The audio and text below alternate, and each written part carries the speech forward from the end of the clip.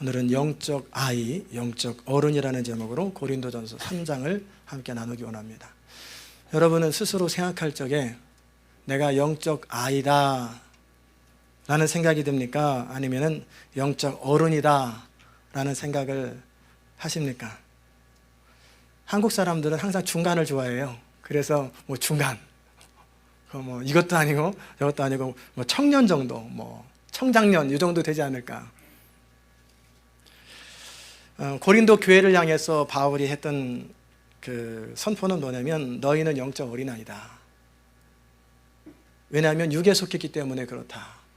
안 믿었기 때문이 아니라 그리스도 안에 있으면서도 여전히 육에 속한 사람처럼, 세상에 속한 사람처럼 살기 때문에 너희들은 어린아이다. 그런데 고린도 교회는요, 여러 가지 성령의 은사와 표적들이 많았던 교회예요. 거긴 예언이 있었고 방언이 있었고 병고침이 있었고 성령의 나타남들이, 역사들이 아주 흔하게 있던, 예배 현장에서 치료가 나타나고 그리고 기도하면 방언과 예언을 하고 환상을 보고 막 그런 역사들이 일어났는데 그들을 향해 너희는 영적 어린아이다 그러는 거예요. 바울이 개척한 교회이기 때문에 누구보다 더 잘 알지. 한 사람 한 사람을 다 알아요. 그래서 너희가 이제 어린아이를 벗어버리고 장성한 자가 되도록 해라. 권면하는 서신이 고린도전서예요. 너희가 어린아이라고 하는 증거를 내가 얘기한다면 너희 가운데 시기와 분쟁이 여전히 있다. 우리가 분명히 알아야 될 건 뭐냐면 영적으로 장성한 자가 은사가 많다고 장성한 자가 아니에요. 방언을 하고 병고침을 하고 예언을 한다고 성숙한 자가 아니라는 거예요. 하나님을 사랑하는 마음, 하나님의 나라와 영광을 위해서 자신의 전 존재를 걸고 그리스도가 그를 다스리는 사람, 그리고 성령의 인격적인 열매가 맺힐 때 그를 성숙하다라고 부르는 것입니다.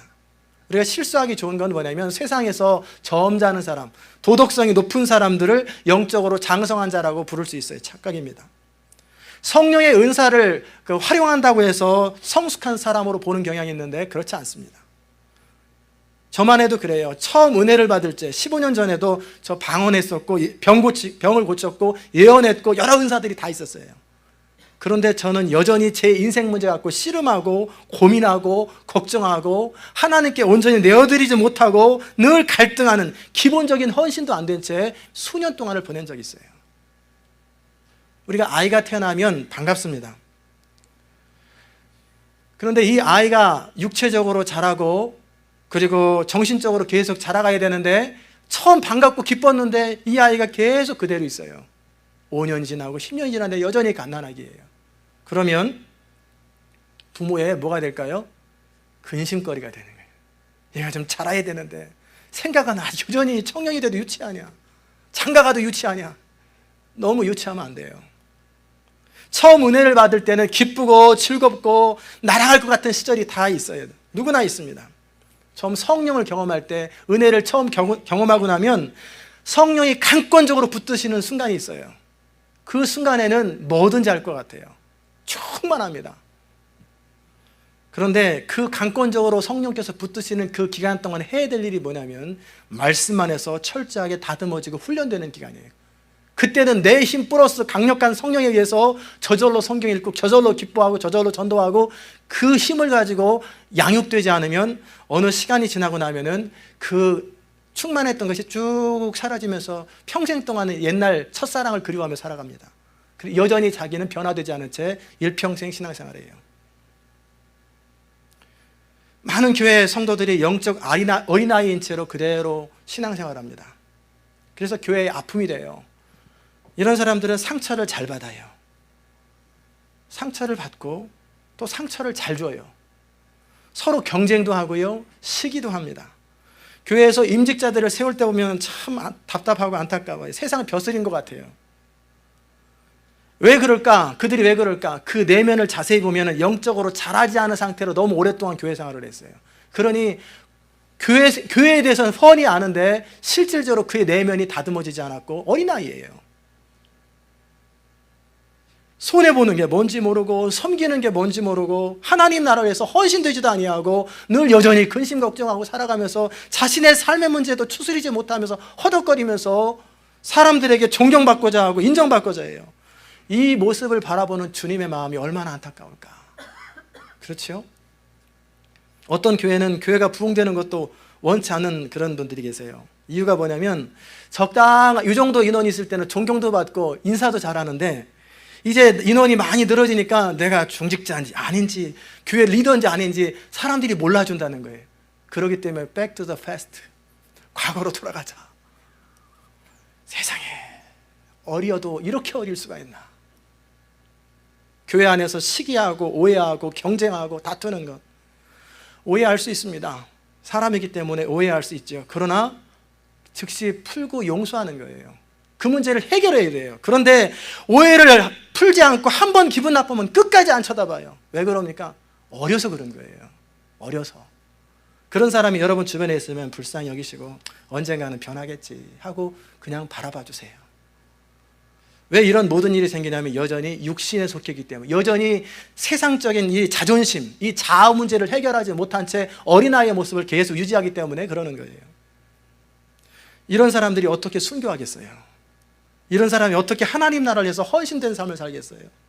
이런 사람이 어떻게 하나님이 마음껏 맡겨드릴 수 있는 하나님 마음을 편안하게 하는 사람이 되겠어요? 늘 불안한 거예요. 여러분이 비즈니스를 운영하시다가 종업원에게 뭔가를 맡기려고 할 적에 하나님 일이 불안하고 답답하면 맡겨도 불안하잖아요.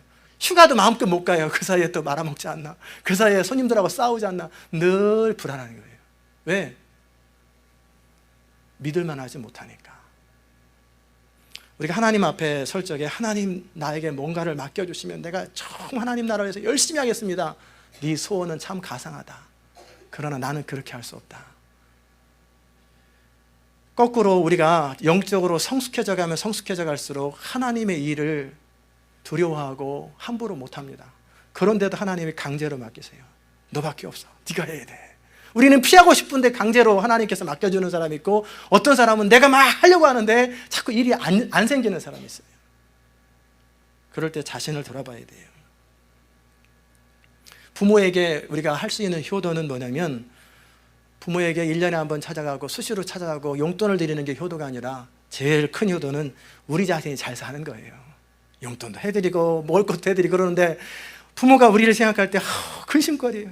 잘 살아야 되는데 위태위태하는 거예요. 부부간에도 위태위태, 비즈니스도 위태위태, 어디 가서 무너질지 몰라가지고 위태위태하는 거예요. 이거 효도 아니에요. 아무리 천하 없는 것을 관광여행 보내주고 효도 관광 보내줘도 효자 아니에요. 부모의 마음에 근심을 끼치지 않는 사람, 편안하게 내 자식 바라보면 흐뭇하고 믿을만하고 내가 자식 하나는 잘 뒀지, 그런 마음을 가져야 이게 효자란 말이에요. 비록 가난해도 그래야 효자예요. 부모의 근심거리는 효자 아니에요. 하나님께서 우리에게 정말 원하는 것은 예수 믿고 구원받는 걸 원하시고, 그 다음에는 우리가 자라나길 원해요. 장성한 자가 계속 우리 자신이 자라는 걸 원하는 거예요. 이렇게 자라면 하나님이 숨어 있어도 모세를 불러요. 지하 감옥에 있어도 요셉을 불러요. 어디 가서 도망자 신세야도 다윗을 불러서 하나님의 일을 맡기시고, 기도원을 불러서 하나님의 일을 맡기는 거예요. 하나님의 일을 내가 하고 싶다고 하는 것이 아니라 하나님이 찾아와셔서 우리를 들어서 시키시는 일, 그게 하나님의 일이에요. 오늘 말씀을 들은 여러분 마음속에 소원이 있었으면 좋겠어요. 내가 이제 어린아이의 일을 벗어버리자, 영적으로 장성한 자가 되고 어른이 되자, 그런 소원이 넘쳐나기를 주의 이름으로 축원합니다. 장성한 자는 어떤 사람이 되냐면, 먼저 자기 자신이 누구인지를 정확하게 아는 사람이 장성한 자예요. 에베소 교회를 향해서 바울의 선포는 뭐냐면, 기도의 제목은 지혜와 계시의 영을 너에게 주사 하나님을 알게 하시고, 그리고 마음의 눈을 밝히사 부르심의 소망이 무엇인지 알게 해달라고. 하나님이 너희를 왜 불렀는지, 왜 하나님의 자녀가 되어 있는지, 죽은 다음에 천국 가라고, 그럴 것 같으면 5분 전에, 죽기 전에 구원시키면 되잖아요. 왜 일찍부터 부르셨는지 부르심의 목적을 알고 살으라는 거예요. 바울은 오늘 고린도전서 3장에 너희가 하나님의 성전인 것과 하나님의 성령이 너희 안에 거하는 것을 알지 못하느뇨. 누구든지 하나님의 성전을 더럽히면 하나님이 그 사람을 멸하시리라. 하나님의 성전은 거룩하니 너희도 그러하니라. 그리스도인이란 교회 와서 예배하고 말씀을 배우는 그 정도가 아니라 우리 안에 성령이 거하시는 전이라는 의식을 가지고 날마다 그 성령을 따라서 하나님과 동행하는 삶, 그게 크리스찬이에요. 구약시대 때는 모세나 아브라함이나 이사야와 예레미야 같은 선지자나 위대한 사람들에게만 하나님이 나타나셨어요. 그리고 하나님은 구약시대 때는 지성소, 성막에 보면 성막들이 있고, 그리고 성소가 있고, 그 다음에 The Holy Holy Place, 지극히 거룩한 곳, 지성소가 있었어요. 그 지성소는 누가 들어갈 수 있냐면 1년에 한 번씩 대제사장, 온 백성의 영적 리더인 대제사장만이 그곳에 들어갈 수 있어요. 그곳에는 하나님의 임재의 상징 구름이 늘 있어요. 근데 대제사장이 조금이라도 죄가 있으면 즉시 죽습니다. 들어가자마자 바로 죽어요. 그러니 대제사장이 들어갈 때 허리에다가 밧줄을 쫙 묶어요. 그리고 밧줄 옆에는 딸랑딸랑 그 방울을 달아놔요. 지성소에, 성소는 괜찮으니까 성소에 제사장들이 있다가 지성소에 대제사장이 대표로 들어갔는데 딸랑딸랑딸랑 소리가 계속 나오면 살아있는 거예요. 근데 소리가 안 나면 죽은 거예요. 그 사람은 시체 꺼낸다고 다른 사람들은 그 사람 또 죽어요. 그러니 밧줄을 잡아당겨가지고 장례를 치르는 거예요. 그게 지성소예요. 지극히 거룩한 장소예요. 그런데 예수를 믿게 되면 하나님의 성령이 어디 거하십니까? 우리 몸 안에 거하세요. 너희 몸이 하나님의 성령이 거하는 전인 줄 알지 못하느냐. 하나님이 거하는 성전인 것을 의식할 때 우리가 어떻게 함부로 행동하고 함부로 우리의 몸을 사용할 수 있겠어요? 성령을 모시고 있는 사람이 뻐끔뻐끔 하나님도 피고 나도 피고 같이 담배를 피고 있어요. 나도 한 잔, 성령님도 한 잔 해가지고 갔다가 그 몸 안에 성령이 왔는데 거기다 부어요. 답답해가지고 성령이 저 그쪽에 거하실 거 아니에요. 영적으로 불쪽에. 근심하는지도 몰라요. 성령이 탄식하면서 견디지 못하는 걸 몰라요. 음란한 장소에 가서 히히덕거리는데도 성령이 근심하는지 슬퍼하는지 개념이 없어요. 시기와 모략의 말을 하고 참으로 하나님의 사람으로 있을 수 없는 행동을 하며 살아간다면 이것은 하나님을 모독하는 거예요. 영적으로 처음 교회 나와서 어린아이일 때는 그럴 수 있어요. 어떻게 처음 교회 나왔는데 담배, 술 다 끊습니까? 어떻게 옛날 습관을 한 번에 다 끊어요? 그럼 죽어요. 하루아침에 끊으면은. 그냥 서서히 바뀌는 건데 이 사람이 1년 지나고 5년 지나고 10년 지났는데 아직도 그대로예요. 여전히 그대로. 그러면 성령이 근심하다 못해 탄식합니다. 단지 하나님께서 예수 그리스도 안에서 우리를 불쌍히 여기시고 긍휼히 여기시는데 버릇없는 손자가 할아버지가 이뻐하니까 할아버지 뺨 때리는 것처럼 함부로 사는 거예요. 이 사실을 우리가 진지하게 살아간다면 우리가 얼마나 삶이 달라지겠어요. 저는 제자훈련, 오늘 광고 나갔지요. 제자훈련 하게 되면 술, 담배 하는 사람도 참여할 수 있습니다. 그러나 3개월 이내에 끊어야 돼요. 함께 기도할 겁니다. 그리고 끊지 못하면 그냥 탈락입니다. 정말 마음의 소원을 가지고 하나님의 사람이 되고 성령이 거하는 전이 되기를 소원하면 끊어지게 돼 있어요. 성령이 역사예요. 근데 문제는 뭐냐면 소원이 없어요. 아이 그냥 이거 좋은데 그냥 뭐 이렇게 여전히 내가 붙들고 있어요. 그러니까 안 끊어져요. 성령은 무시하지, 우리 인격을 무시하지 않거든요. 그러니까 우리 중심에 소원이 없는 사람, 정말 끊기를 원하는 소원이 없는 사람, 죄를 끊기 원하는 소원이 없는 사람은 여전히 죄를 지게 돼 있는 거예요. 여러분 한번 죄 짓는 사람들 돌아보세요. 술, 담배 끊으신 분은 마음속에 편안함을 가지고 누구 생각하지 마시고 여러분의 말을 가지고 생각을 가지고 여러분의 환경 속에서 습관적인 죄를 짓는 사람들을 생각해 보세요. 정말 뱀을 쳐다보는 것처럼 혐오스러울 만큼 죄를 싫어합니까? 아니죠. 즐기잖아요. 은근히 붙들고 있잖아요. 그래서 못 끊는 거예요. 근데 그 소원을 가지고 끊어버리려고 하는 소원을 가지면 당장 끊어지게 돼 있어요. 제자가 된다는 것은 성령이 거하시는 전답게 하나님의 사람들께 살기를 소원하는 그 소원이 있는 사람이 제자가 되는 거예요. 더불어 오늘 제가 여러분과 함께 거룩함과 정결함 그리고 하나님의 능력을 따라 살아가는 비결을 말씀드릴게요. 우리가 예수를 믿고 하나님의 자녀가 됐는데 왜 구원의 확신도 없고 확신도 있고 은혜도 아는데 왜 그렇게 거룩함에 이르지 못하고 능력 없는 삶을 살게 될까? 그 이유는 뭐냐면 내가 열심히 안 했기 때문이 아니라 내가 누구인지 모르기 때문에 그래요. 여러분은 누구십니까? 우리가 누구인지 안다면 우리의 삶은 달라져요. 내가 누구인지 안다면 우리는 내가 누구인지 스스로 자기 자신에 대해서 가지고 있는 분명한 확신, 내가 누구다, 나는 어떤 사람이다라고, 나는 어떻게 될 거라고 하는 그 소원, 그 확신대로 되게 돼 있어요. 우리 교회도 마찬가지예요. 분명히 하나님이 세우신 교회이기 때문에 비전을 강렬하게 사모하고 그 될 것이라고, 그 비전대로 이루어질 거라고 소원하는 그 믿음만큼 되게 돼 있어요. 내가 늘 하는 게 그렇지 뭐, 나는 원래 그래. 난 늘 연약하고 부족해서 뭐 제대로 잘 하는 게 없어. 그 믿음 때문에 제대로 하는 일이 없는 거예요. 그 고백 때문에 못하는 걸 모르고 이걸 겸손으로 착각하는 거예요. 나는 한 번도 성공한 적이 없고 내가 하는 일은 잘 안 돼. 이런 사람의 생애는 그 말대로 제대로 되는 적이 없습니다. 사람은 자신의 인생에 대해서 내가 어떻게 생각하느냐에 따라서 결정돼요. 실패하는 사람들의 삶의 그을 보면은 그 생각 멘탈리티와 말을 보면은 실패 방정식이 있어요. 늘 부정적입니다. 똑같은 현상을 바라봐도 쉽지 않을 것 같아. 저건 어려울 것 같아. 먼저 안 될 것부터 생각하고 안 됐을 때 어떻게 될 것인지 대안부터 생각해요. 그런 사람은 늘 실패하고 살아갑니다. 늘 비관적이에요. 예수 안 믿었던 나폴레옹도 내 사전에는 불가능이 없다고 했기 때문에 어느 정도 이뤘잖아요. 간디라는 사람도 아무도 내 마음에 허락 없이는 내 자존감을 깨트릴 수 없다고, 그렇기 때문에 감옥에서도 그의 자존심을 지키고 살아가고 고고하게 살아가는 거예요.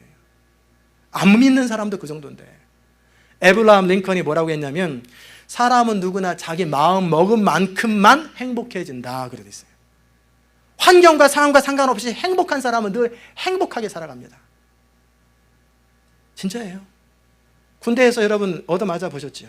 저도 많이 맞아서 기절까지 했었어요. 저 때린 사람 이름도 기억하는데, 월차 2시간, 3시간씩 새벽에 1시에 나가서 월차례 받고 뺑뺑 돌고 이리 굴러 저리 굴러 하면 기절해요. 근데 저는 기왕 군대 들어온 거 한번 그냥 기쁘게 하자. 냉수 한 잔 딱 먹고 오늘도 가볍게 운동 한번 하러 가자 하고 기쁘게 가는 거예요. 벌 받다가 잠들고 그냥 어차피 똑같이 겪는 환경인데 그걸 가지고 힘들어하면은 뭐가 되겠어요? 그냥 받아들이는 거예요. 현실을 안주하자는 게 아니라 받아들이고 거기서 내가 어떻게 할 건지 생각하는 거예요. 저 사람 10대 맞으면 나도 10대밖에 더 맞겠냐? 10대 버티면 되네. 그래 금방 지나가. 10대 맞으면 그 다음에 다음 사람 때려요. 환경보다 중요한 건 환경을 대하는 태도가 중요한 거예요. 사람은 누구나 자기가 옳다고 믿는 것에 의해서 인생이 결정됩니다. 어떠한 환경에서도 어떤 상황에서도 내가 어떻게 환경을 생각하느냐에 따라 인생은 180도로 달라져요. 더욱이 하나님의 사람으로 우리가 날마다 말씀을 듣는 우리가 우리 자신에 대해서 어떻게 생각할 거냐예요. 아예 그렇게 살면 좋지만 그게 쉽습니까? 라고 하는 그 믿음 때문에 안 된다니까요. 많은 그리스도인이 하나님의 능력을 가지고도 초라하게 살아가는 이유는 그 스스로 그렇게 믿기 때문에 그래요. 성경이 말씀하는 대로 메뚜기 사고방식, 늘 소심하고 부정적이고 It's not easy, not easy, 늘 쉽지 않다, 어렵다, 그 생각을 가진 사람에게는 인생이 항상 어려워요. 항상 힘듭니다. 여러분은 누구십니까? 여러분은 하나님의 자녀라고 믿으십니까? 하나님이 여러분의 목자라는 사실을 믿으십니까? 그래서 저는 날마다 이렇게 선포해요. 여러분도 선포하십시오. 나는 하나님의 자녀다. 내 인생에는 부족함이 전혀 없다. 하나님은 그 모든 풍성한 대로 내 모든 쓸 것을 채우실 것이고, 하나님은 내 기도를 들으시는 하나님, 하나님은 세상에서 나를 제일 사랑한다. 나는 존귀한 사람이요, 나는 왕같은 제사장이요, 하나님께서 나를 이 땅에 태어날 때는 영광스러운 목적이 있고 나는 마침내 그 목적을 이루고 죽을 것이다. 나는 이 정도에서 그치지 않는다. 나는 반드시 성공한다. 무슨 일을 하든지 내가 손대는 건 다 성공한다. 나는 반드시 하나님 앞에 영광스럽게 될 것이다. 난 복받은 사람이다. 나는 하나님의 뜻 가운데 모든 하나님의 능력을 소유한 사람이고, 사단도 내 말 앞에 꼼짝 못한다. 천사도 나를 위해서 시중 들고 있고, 나는 성령을 따라 행함으로 참으로 영광스러운 생애를 살 것이다. 아멘? 저는 그렇게 살아요. 여러분의 고백이 그렇게 고백이 되면 여러분의 인생은 완전히 달라집니다. 거울 앞에 날마다 선포하세요. 끊임없이 선포하세요. 선포하시고 말대로 되는 거예요. 인생은. 제가 힘들고 어려울 때마다 저는 확인합니다. 당당하게 선포합니다. 나 하나님의 사람은 반드시 이 상황을 이길 것이고, 이 모든 상황은 지나가는 구름과 같을 것이다. 결국 지나갈 것이다. 이 상황은 힘들고 어렵지만 나는 극복할 것이고, 이 상황을 통해서 나는 성숙할 것이다. 성숙할 것이다. 여러분이 자신을 누구라고 믿느냐, 누구라고 생각하느냐에 따라 여러분의 인생이 결정되고, 여러분이 나는 늘 안 돼, 나는 부족해, 나는 늘 죄인이라 그러면 늘 안 되는 인생이 되고요, 죄인이라고 생각하면 나는 죄만 짓는 사람이 되는 거예요. 그래서 매 고백의 시간에 맨날 회개를 똑같이 해요. 맨날 똑같아요. 왜? 내가 그럴 수밖에 없는 죄인이라고 여기기 때문에 늘 그렇게 사는 거예요. 나를 의인이라고 생각하는 사람, 나는 거룩한 사람, 나는 존귀한 사람, 하나님의 영이 거하는 사람이라고 생각하는 사람은 계속 달라져요. 성경은 분명히 선포합니다. 너희는 하나님의 성령이 거하는 전인 걸 알지 못하느냐. 하나님은 거룩하시니 너희도 거룩하다. 우리는 존귀한 사람이에요. 세상 사람들이 미쳤다고 말해도 상관없어요. 그건 그 사람들의 얘기예요. 너희가 지혜로운 자가 되려고 하느냐? 미련한 자가 되어라. 세상 사람들이 미련하다고 할 만큼 그런 사람 되는 거예요. 근데 그런 사람, 약간 또라이 같은 사람, 그런 사람이 세상을 바꿔요. 정주영 씨 얘기 제가 생각이 났어요. 조선소를 만들려고 하는데 돈이 없어요. 영국에 갑니다. 가기 전에 그 동해안 쪽에 나무를 꽂아놓고 줄을 묶어놓고 갔어요. 가서 돈 달라는 거예요. 후원해줘라. 기술자 있습니까? 있습니다. 없습니다. 경험이 있습니까? 없습니까? 없습니다. 뭐 이것저것 조건을 보니까 하나도 없어요. 근데 당신이 무슨 수로 우리한테 돈 달랍니까? 나는 신념이 있습니다. 내가 하는 건 반드시 됩니다. 미쳤구나. 그런데 그 말을 믿고 돈을 빌려주는 거예요. 그래서 세계적인 조선소를 만들잖아요. 사람들이 미쳤다고 해도 괜찮아요. 노아 같은 사람, 아브라함 같은 사람, 모세 같은 사람 다 미친 사람들이에요. 세상의 기준으로 볼 적에. 제가 만약에 모세처럼 그런다고 생각해 보세요. 양치기 목자 그 지팡이를 들고 이집트 사람이 다 무시하는 그 양치기 직업을 가지고 세계 최강의 나라 바로한테 찾아가서 내 백성을 보내라. 제가 부시 대통령한테 찾아가는 거예요. 들어가기도 힘들지만 나 한국 한인 목사인데 내가 하는 말을 잘 들으시오. 모든 한인들 시민권 다 주시오. 두 번째, 매달 적어도 3,000불씩 지원해 주시오. 세 번째, 어떠한 어려움이 있어도 경찰을 동원해서라도 한인들을 지켜주시고 보호하시오. 이렇게 안 하면 미국 망할 것이오. 그럼 뭐라고 그랬어요? 미쳤구나. 미쳤구나. 지금 모세가 그거 하러 들어간 거 아니에요? 그거 하러 들어간. 세상은 미친 사람들이 하는 거예요. 너희가 미쳤어도 주를 위한 것이요 정신이 온전하여도 너희를 위한 것이다. 세상 기준으로 약간 이상한 사람들, 그런 하나님 앞에서 온전한 사람들, 이런 사람들이 세상을 바꿉니다. 두 번째, 하나님의 그 사람들은 성령의 능력으로 하나님의 일을 할 줄 아는 사람들이에요. 바울이 고린도 교회를 향해서 뭐라고 말하냐면, 내가 하나님의 지혜로운 건축자와 같이 터를 닦아둠에 다른 이가 그 위에 세우나 그러나 각각 어떻게 그 위에 세우기를 조심할지니라. 그리스도라고 하는 터 위에 고린도 교회를 세웠고 바울이 떠났는데 그 다음 사람들이 계속 가서 어떻게 하는지 조심하라는 거예요. 반드시 심판받는다는 거예요. 하나님 앞에 수고했던 그 공력들이 심판을 받는다는 거예요. 어느 순간 불이 지나갑니다. 교회에 위기가 찾아오고 어려움이 찾아올 적에 과연 무슨 수고를 했는지, 우리가 했던 그 수고가 다 주의 이름으로 하지요. 하나님의 이름으로 십자가 운동도 일으키잖아요. 다 주의 이름으로 하는데 그 수고가 과연 금이나 은이나 보석인지 나무나 짚이나 풀인지를 점검해야 돼요. 평상시 때는 몰라요. 늑대와 그 새끼 돼지 3마리 할 때 평상시 때는 모르지만 늑대가 찾아오니까 자기 한 것이 그대로 드러나잖아요. 나더러 주여 주여 하는 자마다 천국에 다 들어가는 게 아니다. 하늘에 계신 내 아버지의 뜻대로 행하는 자에 들어간다. 그날에 많은 사람들이 나도 이러기를 주여 주여 내가 주의 이름으로 선지자 내가 귀신들 쫓아내며 많은 권능을 행하지 않았나이까. 내가 주의를 위해서 이렇게 많이 했는데 불법을 행하는 자들아, 난 너 모른다는, 내게서 떠나라.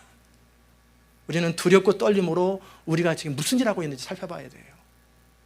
모두가 주의 이름으로 일을 했다고 그래요. 그러나 분명한 것은 주의 뜻 가운데 성령의 인도함을 따라 하지 않으면 의미가 없습니다.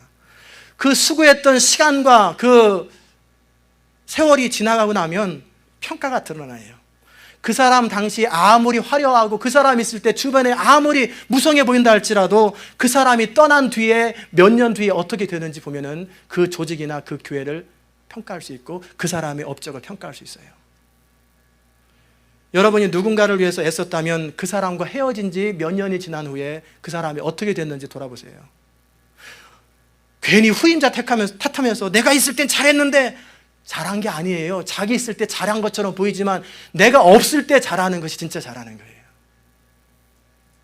내가 있을 때 폼나게 했는지 몰라도 헛수고한 것입니다. 불 가운데 지나고 나면 부끄럽게 돼요.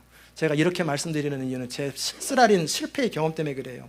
저는 고등학교 때 아동부 교사를 2학년부터 시작했어요. 그때 3학년 아이들을 가르쳤어요. 초등학교 8살 차이 나는 애들. 걔들 4학년 때도 가르쳤어요. 대여섯 명 있었는데 12명을 딱 모았어요. 다 친구들 데려와라. 그래가지고 금방 한 달 사이에 12명 모아가지고 더 이상 전도하지 마. 전도하면 다른 반에 보내고 우리는 남자들끼리만 12명만 하고 더 이상은 안 받는다. 아주 재밌게 4학년도 5학년도 3년 내내 가르쳤어요. 저는 최선을 다해 가르쳤고 제가 옳다고 믿는 대로 가르쳤어요. 그리고 나서 저 군대 갔다 제대하니까 걔들이 중학생이 돼 있어요. 또 한 번 1년을 또 가르쳤어요. 그리고 나서 이제 그들과 헤어졌고, 저는 이제 다른 곳에 있다가 어느 날 또 얼마 있다가 그 동네에서 만났어요. 그 중에 하나는 오토바이 사고로 현상이가 죽었어요. 제가 장례식에 참여했죠. 정훈이를 만났어요. 정훈아, 너 여기서 교회 잘 다니지? 오랜만에 만났거든요. 아니, 안 다니는데요. 왜?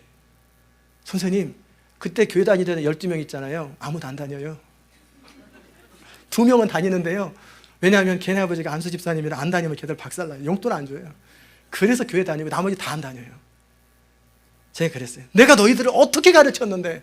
이제 걔네들이 어렸을 때 몰랐는데 20살이 넘어가니까 선생님 어떻게 가르치긴요. 선생님 하나님 얘기한 적 하나도 없어요. 어떻게 살 것이냐. 자기 선생님의 철학만 가르쳤어요. 제가 돌아보니까 그랬지요. 그때는 몰랐는데 제가 인격적으로 주님을 만난 게 90년이었어요. 그때 처음으로 주인인 줄 알았고 은혜를 알았는데 그 아이들을 가르칠 때는 83년도, 84년도, 85년도, 88년도 그때 제 인생의 좌우명은 진인사 대천명이다. 인간이 최선을 다하면 성공한다. 삼국지 이야기. 뭐 어떻게 사는 게 성공하는 길인가. 매일 이런 것만 가르치는 거예요. 성경책 안 읽혀요. 공과책 치우고 딱 창문 막아놓고 우리끼리 놀아요. 낚시하고 뭐 알아서 푸시업하고 운동력 10바퀴 뛰고 축구하고 애들이 평일날도 모여라 하면 다 모여요. 저 군대 갔다 온 다음에 보니까 몇 명 안 나와요. 그래서 다음 주에 다 집합 그랬더니 다 모여요. 저를 보고 쳐다왔는데 걔들 안에 믿음이 없어요. 인본주의만 가르쳤어요. 제가 옳다고 믿었던 건. 열심히 가르쳤는데 다 망하겠단 말이에요. 걔네들 중요한 시기에 다 망하게 했어요. 지금은 교회 다니는지 모르겠어요. 근데 제가 은혜를 깨닫고 나서 91년도부터 그 교회 청년부를 지도했어요. 근데 10명의 아이들은 각기 제 갈 길로 갔고 그 2명의 아이들이 청년부 소속이 됐는데 얘들이 고문관이에요. 도무지 복음이 안 들어가요. 내가 복음을 모를 때는 얼마나 말이 잘 통했는데 제가 복음으로 은혜로 전하니까 도대체 무슨 말인지 못 알아들어요. 전혀 딴소리하고 마치 은혜를 모르는 교회 중직들이 터줏대감 노릇하는 거랑 똑같아요.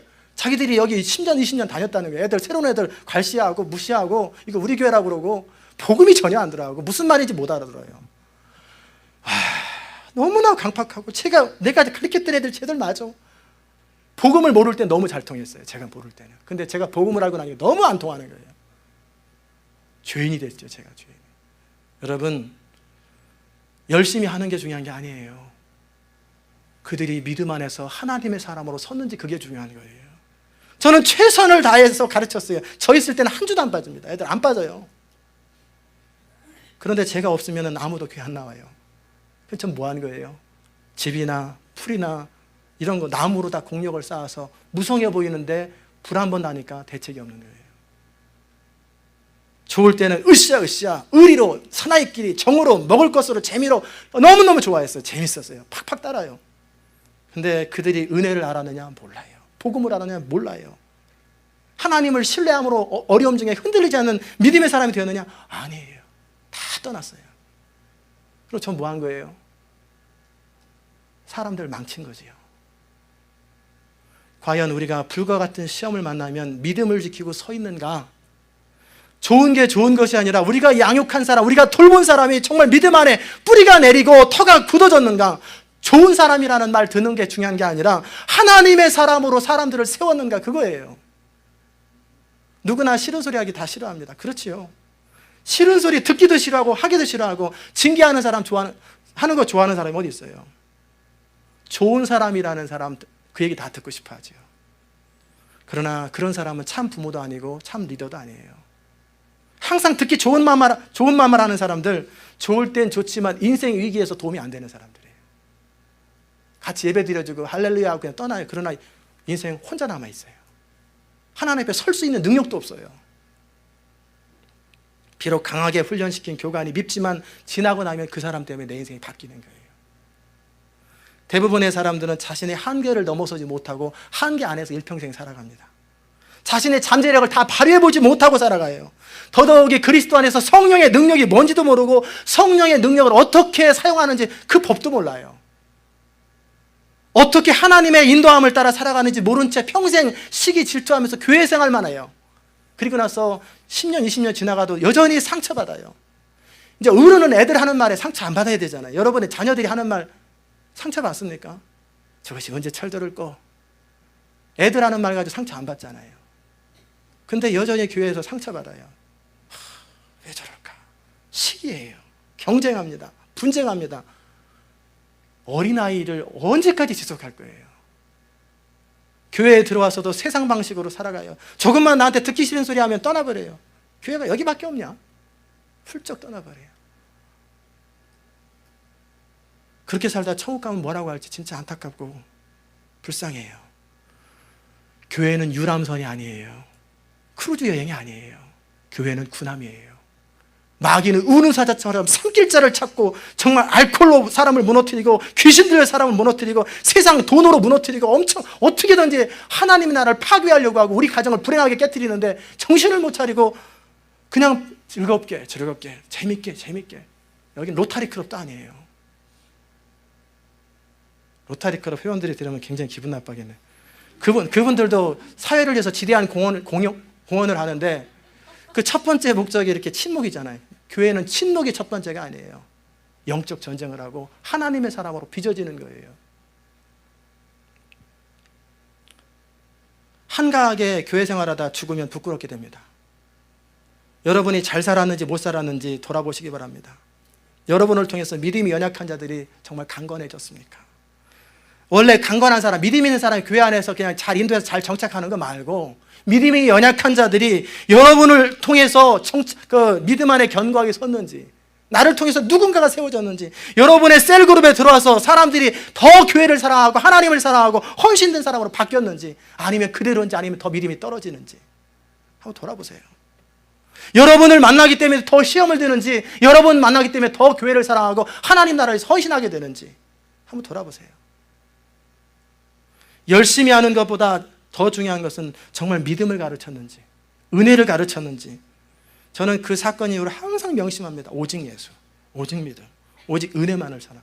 저를 만난 사람은 믿음 안에 바로 서기를 바라는 거예요. 어찌하든지 하나님의 나라를 위해서 충성을 다하는 사람 세우는 것, 그래서 그의 인생을 영광스럽게 만들어주는 것, 성령의 나타남과 능력으로 저는 그 일을 하고 싶어요. 여러분과 제가 그 일을 하는 사람이 되어야 돼요. 세 번째, 장성한 자는 어떤 사람이냐면 자신이 먼저 제자가 되는 거예요. 세상의 상식과 경험을 넘어서 하나님의 말씀과 성령의 인도함을 따라 살아가는 것, 스스로 자기를 속이지 마라.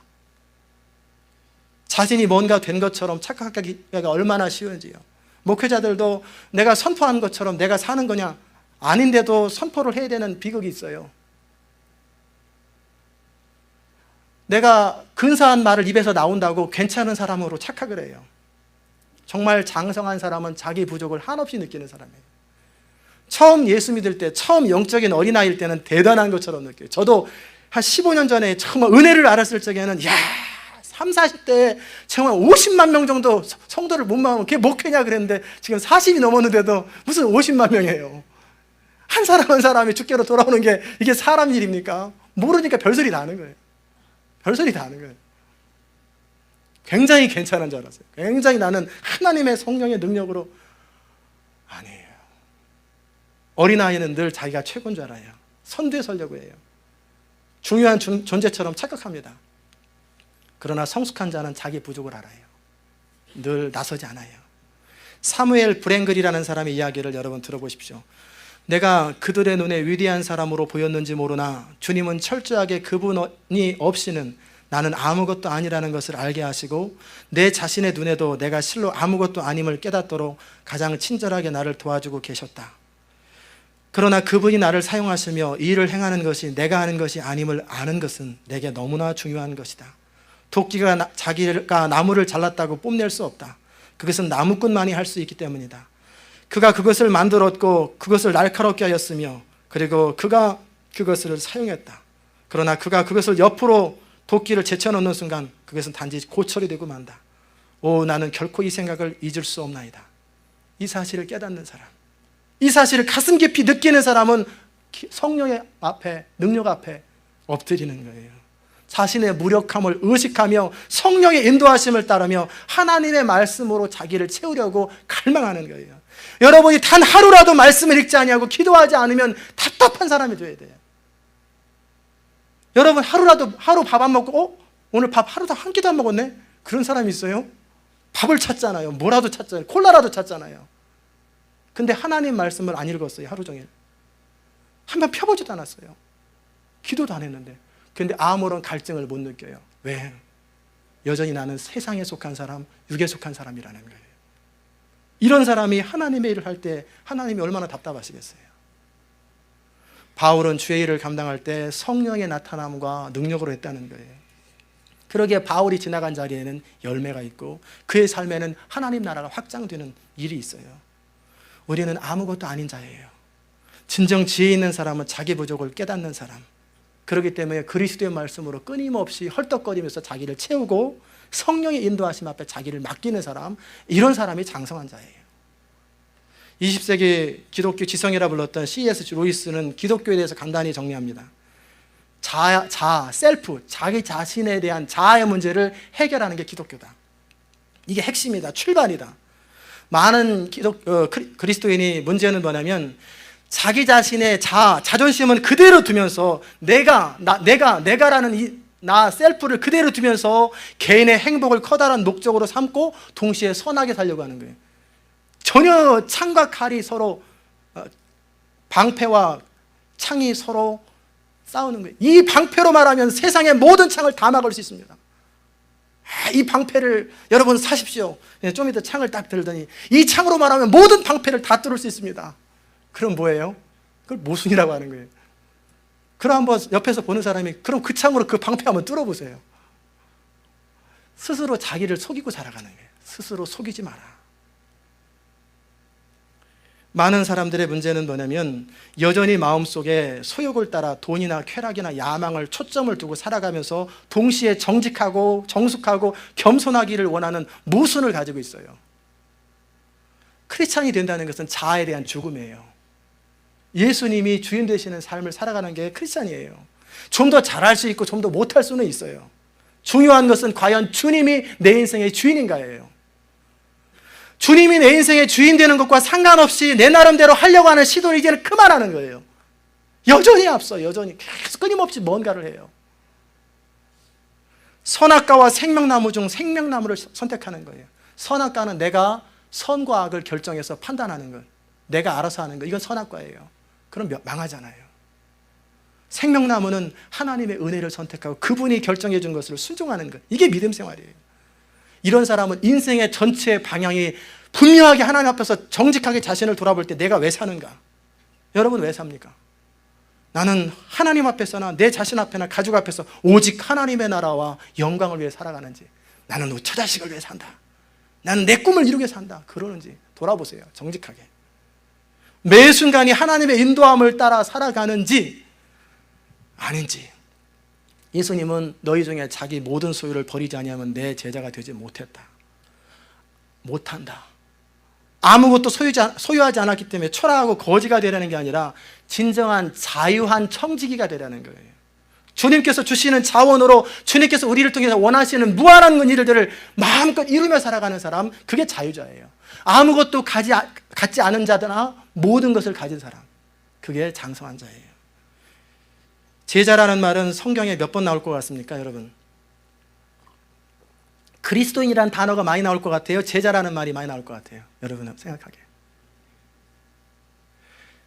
제자라는 말은 신약에서 269회가 나오는데 그리스도인이라는 말은 3번밖에 안 나와요. 그것도 제자들을 지칭해서 하는 말이었어요. 그 말은 뭐냐면 그리스도인은 제자라는 거예요. 제자가 되어야 된다는 말이에요. 그런데 교회에서 제자가 안 되는 사람들이 너무 많아요. 나는 적당한 선에서 편안하게 교회 생활한다. Are you really Christian? I'm not sure. 정말 크리스찬인지 난 모르겠어요.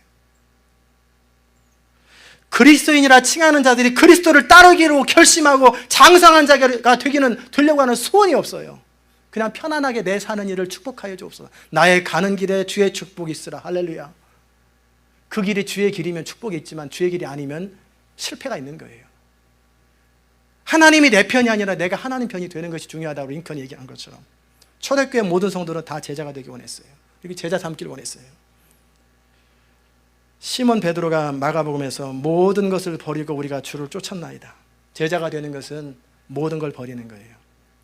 내 마음속에 내가 집착하는 건, 의지하는 걸 다 버리는 거예요. 가족도 생계도 직업도 포기하는 거예요. 아무든지 나를 따르려거든 가장 귀한 것, 가족과 자기 목숨까지 버리지 아니하면 예수님을 따르지 못한다는 거예요. 선택의 여지가 없는 거예요. 오늘날에도 동일합니다. 제자는 다른 무엇보다 그 마음에 소망과 결심과 굳건한 의지가 있는 사람이에요. 그리스도의 제자는 다른 무엇보다 예수님처럼 되려고 하는 소망이 있는 사람. 오늘날의 제자들은 12제자들처럼 집을 떠나는 것이 아니라 삶의 자리 거기에서 주님을 따르는 거예요. 원수를 사랑하고 우리를 저주하는 자를 축복하고 우리를 힘들게 하는 사람들과 심리를 동행할 수 있는 이런 내면의 성령의 열매를 맺히고 날마다 성령을 따라 행하려고 몸부림치는 그런 열망이 있는 사람, 이게 제자예요. 훈련받은 사람의 특징은 뭐냐면 은혜가 있어요. 마음에 평강이 있고 기쁨이 있어요. 여러분이 제자가 안 되면 스스로 여러분 자신이 구도자로서 제자의 삶을 살지 아니하면 잃어버리는 게 너무 많아요. 교회를 다녀도 사실은 몰라요. 하나님 나라 가는 것, 영원한 축복 빼고 이 땅에서 사는 동안에 잃어버리는 게 뭐냐면 지속적인 평강과 사랑으로 계속된 삶을 놓쳐버립니다. 영원한 하나님의 통치와 하나님의 관점에서 모든 걸 바라볼 수 있는 영적인 눈이 없어요.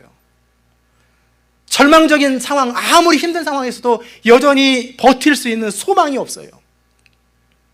옳은 것을 하려고 하는 능력이 없고 악을 대적하는 능력이 없어요. 한마디로 예수님이 말씀하신 모든 풍성한 삶을 놓쳐버립니다. 그냥 교회만 다니는 거예요. 왔다 갔다 교회만 다니는. 내가 저렇게 너무 열심히 믿으면 안 되지. 사실은 그 말을 다르게 표현하면 나는 행복해지면 안 되지. 나는 풍성한 인생, 능력 있는 인생을 살아가면 안 되지. 나는 늘 이대로 지금까지 살아왔던 대로 초라하게 사는 게 내 몫이지. 이 말을 근사하게 표현한 거예요. 사실은 그게 그 말입니다. 제자가 된다는 것은 세상 사람들이 볼 적에 육신에 속한 크리스찬들이 볼 적에는 답답하고 어리석게 보입니다. 그러나 가장 지혜로운 삶으로 들어가는 거예요. 제자만이 주의 마음을 이해하고 주님의 나라를 위해서 온전히 헌신할 수 있기 때문에 그래요. 여러분, 영적 어린아이를 벗어버리고 영적 어른, 장성한 자, 그리스도의 제자가 되기를 여러분 마음속에 소원하시기를 주의 이름으로 축원합니다. 그런 사람들은 자신에 대해서 말씀드린 대로 정체성이 있어요. 내가 누군지, 나는 어떤 사람인지. 그리고 하나님의 일을 감당해도 내 방법으로 안 해요. 하나님의 성령의 나타남과 능력으로 감당하고 스스로 제자가 되어서 평생을 제자의 삶을 누가 알아주든 알아주지 않든 묵묵하게 살아가는 사람이에요. 우리 시온 인터내셔널 교회 모토는 뭐냐면, 제가 지금은 요새 신문에 잘 안 내지만 또 낼 거예요. 시온 인터내셔널 교회는 제대로 믿고 인생 걸고 믿을 사람들이 모이는 교회예요. 편안하게 침묵으로 적절히 신앙생활하는 사람들은 일단 신선해서 좋다고 와요. 그러나 얼마 못 있어요. 길어야 2, 3년 있으면 다 떠나게 됩니다. 왜냐하면 못 견뎌요. 답답해서. 나는 변하지 않으면서 끊임없이 변하라는 얘기 들으면 그 불편하게, 얼마나 불편하겠어요. 결국은 떠나게 돼요. 여러분 가운데 여전히 교회 아무런 양육에 참여하지 못하는, 많이 가야 5년, 3년 있다 떠나게 됩니다. 결국 떠나게 돼요. 하나님의 사람으로 빚어지십시오. 다듬어지십시오. 내가 그것을 위해서 시간을 들이십시오. 정말 부득이할 때는 주일 예배라도 참석하는 거예요. 그러나 조금이라도 내가 내 삶을 넘어서려고 애쓰는 그것을 하나님이 기뻐하시는 거예요. 오늘 말씀을 들으신 여러분은 하나님의 나라와 영광을 위해서 정말 하나님의 동역자가 되십시오. 이젠 어린아이의 일을 벗어버리십시오. 그래서 저와 함께 하나님의 나라와 영광을 위해서 멋진 교회, 멋진 인생을 함께 만들어갈 수 있기를 주의 이름으로 축원합니다. 기도하십시다. 은혜로우신 하나님, 참으로 감사합니다. 오늘 이 아침에도 주의 음성을 들었습니다. 하나님, 우리가 교회를 다니는 횟수와 교회 생활에 대해서는 너무나 잘 알고 익숙한데 과연 내가 제자인지요? 과연 나는 여전히 어린아이가 아닌지요? 여전히 나는 상처받을 때 상처받고 상처 주고 다른 사람이 앞서면 시기하고 경쟁하고 내 의견이 무시되면 속상하고 여전히 어린아이가 아닌지요? 손해보는 것이 뭔지, 섬기는 것이 뭔지, 정말 헌신이 뭔지, 혼자 외롭게 서는 것이 뭔지, 정말 내가 바울과 같은 그 심정을 가지고 살아가는지요? 오직 예수 그리스도가 존귀케 되는 일이라면 나는 죽어도 좋고 살아도 좋고 다른 사람이 해도 좋고 내가 해도 좋고 아무 상관없다. 그리스도만 존귀케 되는 일이라면 과연 그런 장성한 자로 우리가 살아가는지요? 그리스도 안에서 분명한 정체성이 있는지요? 내가 누군지에 대한 성경이 가르쳐주는 그 확신을 가지고 담대하게 하나님의 자녀답게 능력 있고 존귀한 사람으로, 복받은 사람으로, 긍정적이고 끊임없는 비전을 가지고 살아가는지요? 하나님, 우리의 인생을 새롭게 해주시고 진정 제자가 되게 하시고 우리 삶이 정말 하나님의 사람으로 하나님의 성령의 나타남과 능력으로 죄의 일들을 감당하는 하나님의 동역자가 될 수 있도록 은혜 베풀어 주시옵소서. 감사드리며 예수 그리스도의 귀하신 이름으로 기도드리옵나이다. 아멘. 자리 일어나셔서 505장 우리 찬송하십시다.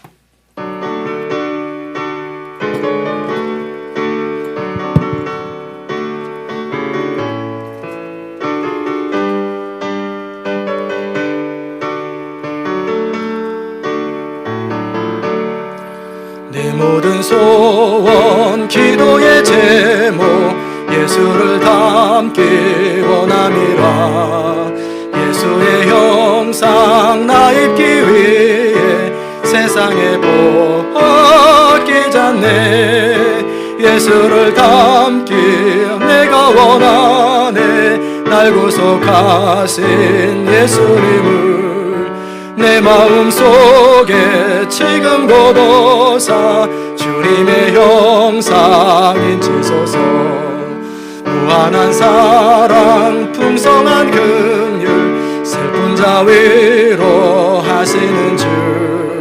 길 잃은 죄인 부르는 예수 항상 담게 하옵소서. 예수를 담기 내가 원하네. 날 구속하신 예수님을 내 마음속에 지금 고도사 주님의 형상 인치소서. 겸손하시고 거룩한 예수 원수의 멸시 참으시사 우리를 위해 고난을 받은 구주를 담게 하옵소서. 예수를 닮기 내가 원하네. 날 구속하신 예수님을